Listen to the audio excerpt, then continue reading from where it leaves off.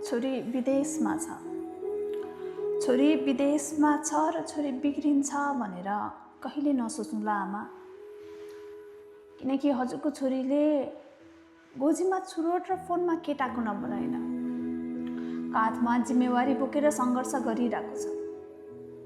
हजारौँ सपना मेरा थिए, हजारौँ सपना मेरा थिए, तर ती सपना पूरा गराइदिने मात्र मेरी आमा।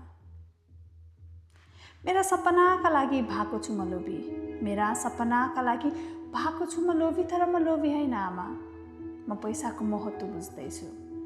मेरा सपना पुरा गर्नको निम्ति त्यो आमाले बेचेको सुनको सम्झना अझै याद छ। भुल्नेलाई भुल्न दिनुहोस्, प्रगति गरेपछि सम्झनेको ताती लाग्छ।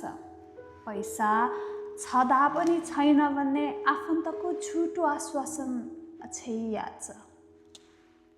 एउटा लुगा किन्नलाई 10 तालसम्म दोकान गएर आज घट्यो कि भोलि घट्यो कि भन्ने दिन हिजो जस्तै लाग्छ।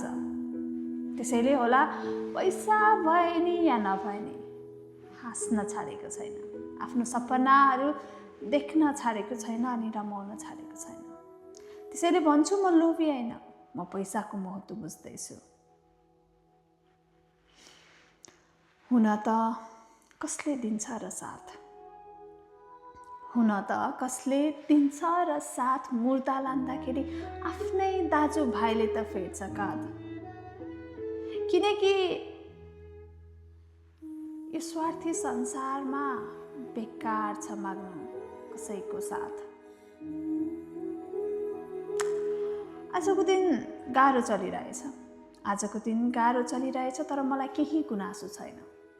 गुनासो मात्र नभएको तर म बदलेको पक्कै होइन। होला हिजोको दिन जस्तो छैन, तर म बदलेको पक्कै होइन। केही समय एक्लो भएर आफ्नै खुट्टामा उभिन खोजेको, त्यसैले त हो पुरानो दिनको जस्तो नभएर नयाँ बाटो रोजेको।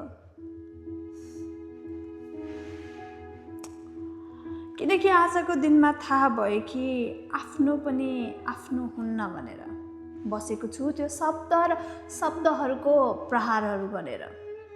त्यसैले भन्छु म लोभी होइन, म पैसाको महत्त्व बुझ्दैछु।